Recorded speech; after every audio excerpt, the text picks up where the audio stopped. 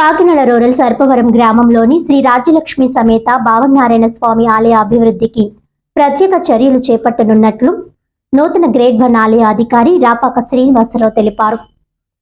ఈ సందర్భంగా ఆయన మాట్లాడుతూ ఎమ్మెల్యే పంతం నానాజీ ఆదేశాల మేరకు ఉన్నతాధికారుల సూచనలతో ఆలయ అభివృద్ధికి కృషి చేస్తున్నామని, కార్తీక మాసాన్ని పురస్కరించుకుని భక్తులకు అన్ని సౌకర్యాలు కల్పించినట్లు తెలిపారు. ప్రతిరోజు సుప్రభాత సేవ, గోపూజతో పాటు ఓం నమో నారాయణ కార్యక్రమాలు నిర్వహిస్తున్నామని వివరించారు. అదే విధంగా అనుమతి లేకుండా ఆలయంలో వివాహాలు నిర్వహిస్తే చట్టపరమైన చర్యలు తప్పవని ఆయన స్పష్టం చేశారు. వివాహం చేయాలనుకునే వారు ముందుగా 21 రోజుల ముందు సంబంధిత పత్రాలతో అనుమతి తీసుకోవాల్సి ఉంటుందని ఆయన సూచించారు. భక్తులకు అన్ని విధాల సౌకర్యాలు కల్పిస్తూ ఆలయ అభివృద్ధిని వేగవంతం చేస్తానని రాపాక శ్రీనివాసరావు తెలిపారు. నా పేరు రాపాక శ్రీనివాసరావు. నేను శ్రీ భావనారాయణ స్వామి దేవస్థానం సర్పవరం కాకినాడ రూరల్ దేవాలయానికి వేడుకొండ ఆఫీసర్గా 24వ తారీఖుని ఛార్జ్ తీసుకోవడం జరిగింది. ఈ దేవాలయం ఎంతో మహిమాన్వితమైనటువంటి చారిత్రకమైనటువంటి దేవాలయం. 11వ శతాబ్దంలో ఆలయాన్ని నిర్మించినట్టు శాసనాలు ఉన్నాయి. రాష్ట్రంలో, దేశంలో ఎక్కడా లేని విధంగా శ్రీ భువనారాయణ స్వామి ఇక్కడే కొలువై ఉన్నారు. ఈ స్వామివారిని దర్శించుకుంటే అనేక రకమైనటువంటి ఈతి బాధలు, దారిద్ర్య బాధలు మొదలవన్నీ నివారించబడి వారు సుఖ సౌకర్యంతో వెలుగొందుతారని చెప్పి ఇక్కడ నానుడి.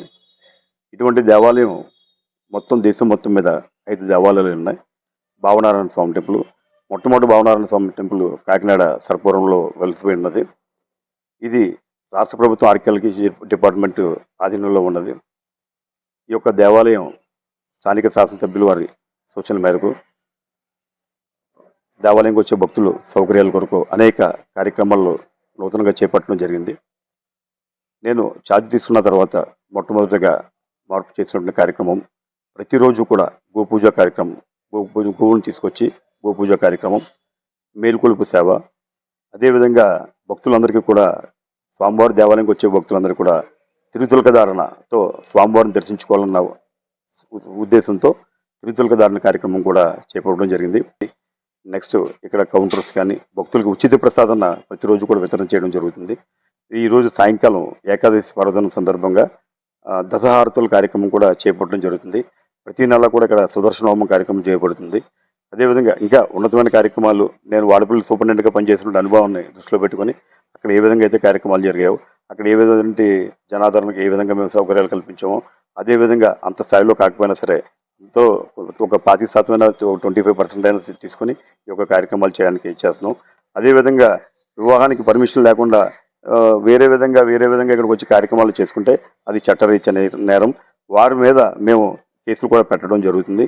ఏదైనా సరే దేవస్థానంలో వివాహం చేసుకోవలసిన వారు 21 రోజు ముందు కార్యాలయం ముందు అప్లికేషన్ పెట్టుకున్నట్టయితే అప్లికేషన్ పరిశీలించి వారు మేజర్సా లేదన్నది తీసుకొని వాళ్ళ దగ్గర నుంచి చట్టపరంగా తీసుకోవాల్సినటువంటి డాక్యుమెంట్స్ అన్ని కూడా మేము సబ్మిట్ చేసుకుంటేనే కానీ వాళ్ళకి పర్మిషన్స్ ఇచ్చే పరిస్థితి అయితే ఉండదు. కావున 50 మంది భక్తులకి తెలియజేయడం. జై శ్రీమన్నారాయణ.